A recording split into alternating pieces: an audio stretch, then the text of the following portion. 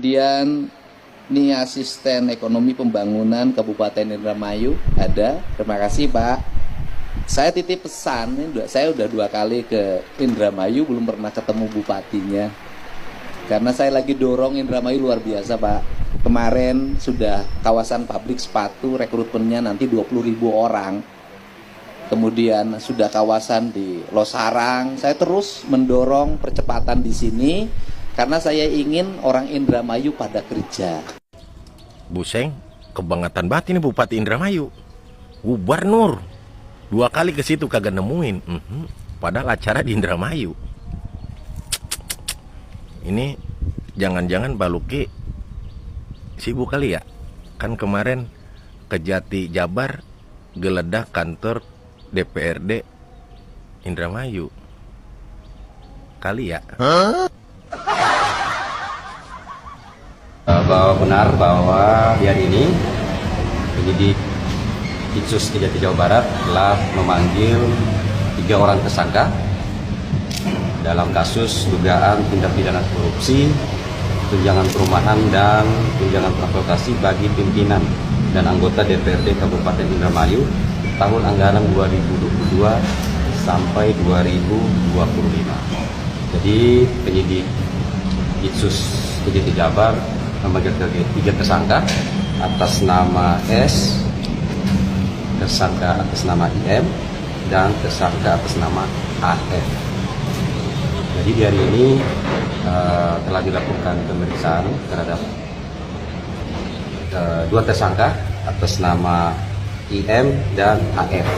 1 tersangka atas nama S tidak hadir di dalam pemeriksaan hari ini dikarenakan sakit. Yang tadi saya sampaikan tadi bahwa yang bersangkutan pada saat itu ya selaku Ketua DPRD Kabupaten Indramayu dan sekarang adalah Wakil Bupati Indramayu periode 2024-2029. Ya Allah, Indramayu ini sebenarnya kenapa lagi guys? Rakyat lagi pusing mikirin kebutuhan hidup, jalan rusak belum beres, lapangan kerja juga enggak mudah. Sekarang muncul kabar Wakil Bupati Indramayu terseret kasus dugaan korupsi sampai sekitar 18 miliar guys. 18 miliar. Kalau dengar angka segitu rakyat kecil cuma bisa geleng-geleng. Bukan jutaan, bukan ratusan juta, tapi dugaan kerugian negara disebut mencapai sekitar 18 miliar. Dan yang bikin makin kaget, kasus ini bukan soal proyek kecil-kecilan ternyata, tapi terkait tunjangan perumahan dan transportasi DPRD Indramayu tahun anggaran 2022 sampai 2025. Dan Kejaksaan Tinggi Jawa Barat menetapkan Wakil Bupati Indramayu Syaifuddin sebagai tersangka dalam kasus dugaan korupsi tunjangan perumahan dan transportasi pimpinan serta anggota DPRD Indramayu. Syaifuddin disebut terseret dalam perkara ini saat dirinya masih menjabat sebagai Ketua DPRD Indramayu periode 2019 sampai 2024. Dalam kasus ini, Kejati Jabar juga menetapkan 2 orang lainnya, yaitu mantan pejabat di lingkungan Sekretariat DPRD Indramayu berinisial IM dan AF. Nah, yang membuat kasus ini semakin jadi sorotan guys, saat 3 tersangka dipanggil untuk pemeriksaan, 2 orang disebut hadir,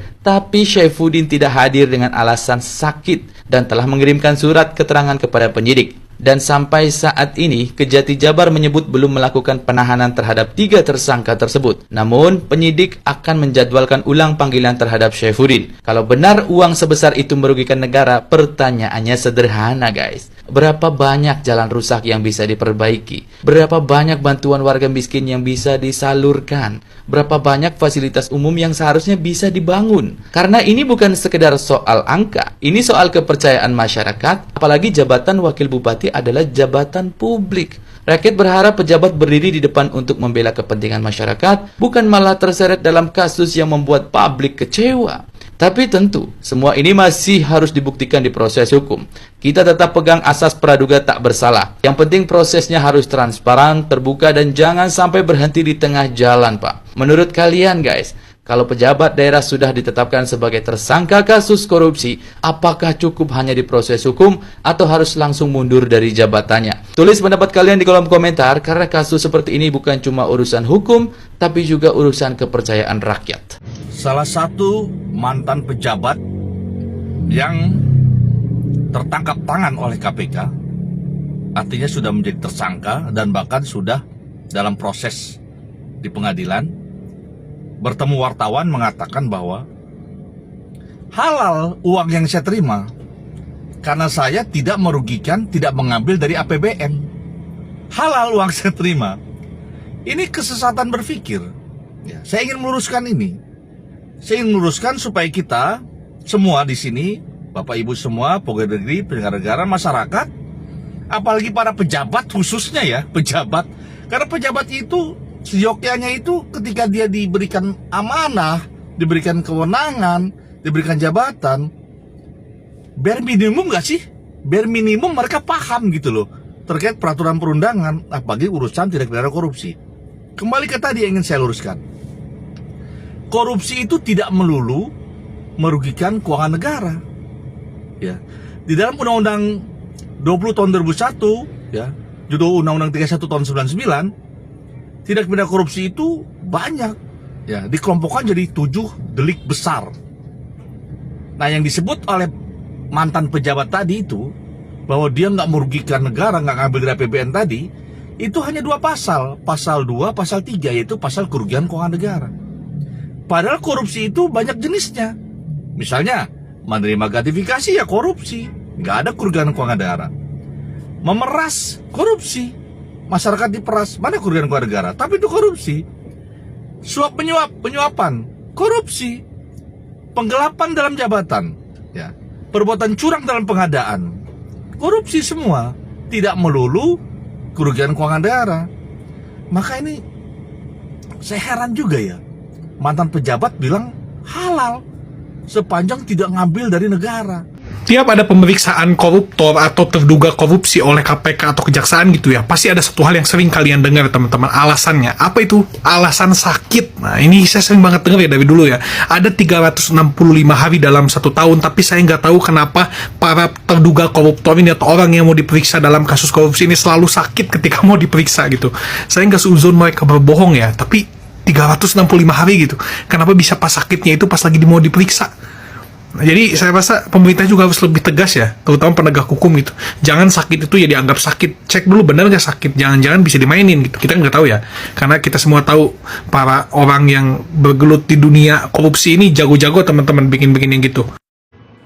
Besok katanya sih ada konsolidasi akbar dari topi jerami ya. Dan saya diminta untuk bicara terkait dengan topi jerami, dan oke lah saya jabanin bicara tentang aliansi topi jerami.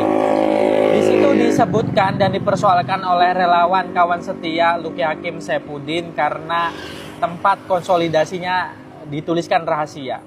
Nah, yang jadi pertanyaan ketika akan melakukan sebuah gerakan dan aksi ya, umpama unras ataupun demo ya, mereka mencoba untuk memikat ya dukungan publik untuk mendorong aksi mereka itu melakukan evaluasi ya, kinerja Bupati Indramayu Luki Hakim.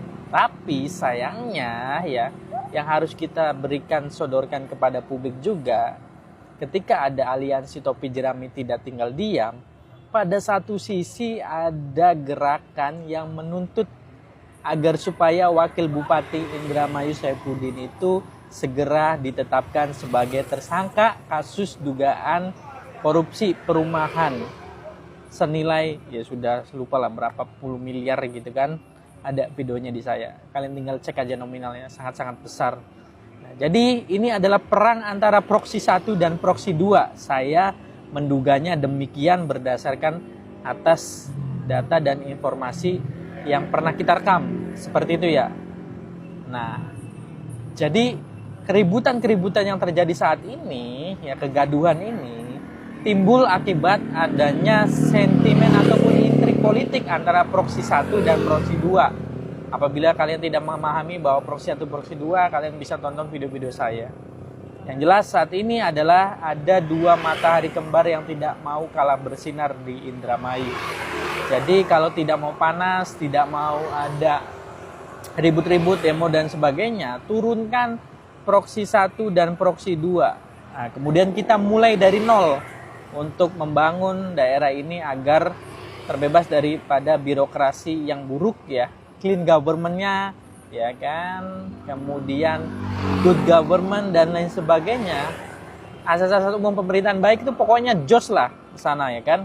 Itu saja yang bisa kita sampaikan saat ini.